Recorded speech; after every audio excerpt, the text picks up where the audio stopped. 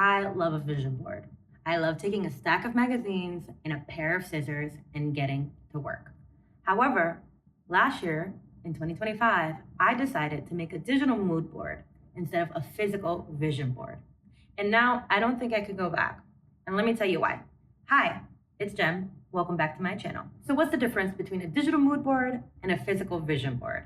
Usually, with a physical vision board, you're using materials such as magazines, news clipping, art books, and other secondhand or found materials to build your vision board. With a digital mood board, you have the options of the internet. That means you have thousands of photos at your disposal. The options are endless. And I realized that there was going to be a difference between my digital vision board and a physical vision board. And the reason why was because I had so many options, I had to figure out how I was going to choose my photos. As for when you do a physical vision board, let's say you have a goal to run a race. You maybe have a handful of photos of people running as options in your collected materials.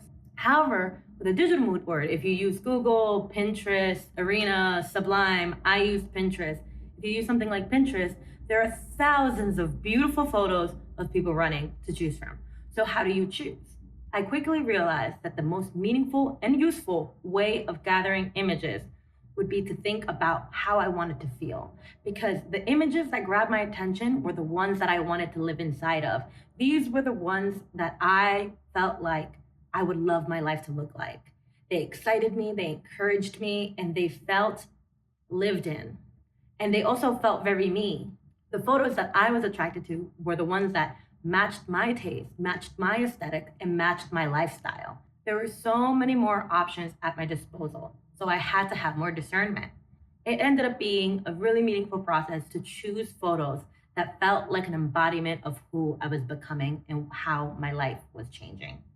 So this way, my approach was about how I wanted to feel, and it wasn't just about my goals. Vision boards are often looked at as a way to, you guessed it, visualize your goals. For me, the digital mood board took it another step further. It wasn't just about what goal I wanted to reach, but it became about how did I want to feel on the way to that goal? How did I want to feel when I achieved that goal? And how did I want to feel after? With the digital mood board, you have the option to add things and remove things as you go. So as I went along the year, if certain goals changed or I added new goals, I could adjust my mood board accordingly.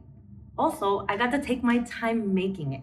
I didn't have to do it in one sitting, within a couple hours. I took weeks to gather the images that really aligned with the life that I wanted for myself. And of course, with the physical mood board, you also have some flexibility. There's folks who add to it as they go. But for me, I would never touch it after the time that I made it. I just let it be and I never revisited it. So for me, the digital mood board gave me a flexibility to continue adding and adjusting as I needed to and gave me more space to figure out what I actually wanted out of the year.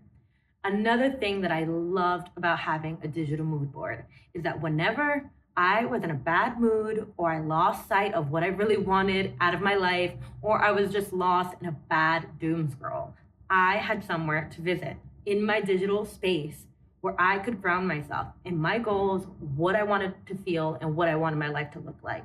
And throughout the year, this gave me such relief. It gave me a dose of dopamine when I needed it, and it gave me encouragement when I forgot what I was working towards in the first place. Ultimately, a digital mood board felt like a choose your own adventure kind of approach. And I loved that. It was flexible, it was adjustable, and it gave me a safe place to return to time and time again. When I was first making the mood board, I told myself, oh, it'd be cool to recreate this at the end of the year and see how my real life ended up matching up with my mood board. I completely forgot about that, didn't ever revisit it until the end of 2025. And it was such a delight and surprise to realize that I actually had replicated so many of the photos on my mood board. A lot of the experiences, a lot of the feelings, a lot of the poses and photos that I ended up getting of myself and of my friends ended up being exactly what was on my mood board without meaning to. And there was something about that that was really gratifying, and an extra bonus to making the digital mood board was being able to make my own at the end of the year. I'm going to do a little walkthrough of my digital mood board for 2025 and then my recreation of it, and show you a little bit more about the photos I chose, why I chose them, and how my life ended up mirroring my mood board without even realizing it. Okay, I'm going to scroll through my 2025 mood board and share a little bit about my process, how I chose these images, what I was exactly looking for, and how I made this process make sense for me.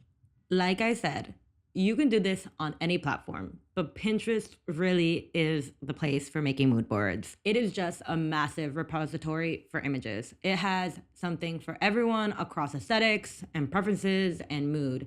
Also, the algorithm is really powerful and responsive. It doesn't take much to pick up on what you're engaging with and updating your feed accordingly. Plus, you can really spend a lot of time down a rabbit hole of trying to find the perfect image, but you will find it. That's how I ended up with this mood board. And it's so specific to me because I spent a lot of time digging for what I exactly wanted. As for what I was looking for in my images, I spent a lot of 2024 inside my own little bubble. So 2025 was all about having energy for life and stepping outside into the real world. So in all my images, you will see people in action, either in nature or doing activities, at parties, with friends, or even by themselves. I just wanted to feel like my board reflected a very energized life. I also was really thinking about self-expression in the form of reading and accessorizing and artistic practices. So that's all over my board too. Like I said, it took a couple of rabbit holes and some digging, but I ended up having a mood board that was exactly what I needed at the time. Now, let me show you my recreated mood board from the images in my camera roll. First, let me say I am so obsessed with this. Okay, so what I did first was pull up my Pinterest board and my photos on my phone. I went through both, mining through them to see where I could find mirror images, looking for similar poses, setups, activities, and most importantly, similar vibes.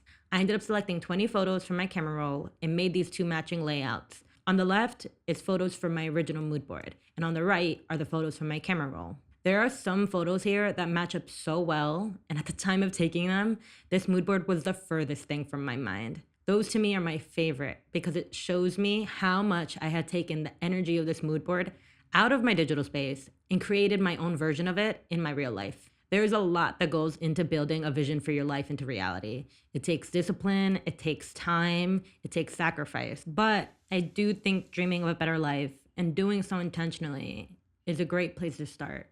My experience with making this digital mood board was a necessary reminder of that. I needed to remember the power of dreaming, and I hope it could be a good reminder for you too. I hope that this was useful or encouraging or just gave you some inspiration for how you plan out your year to come. And as a reminder, you can do these at any time of the year.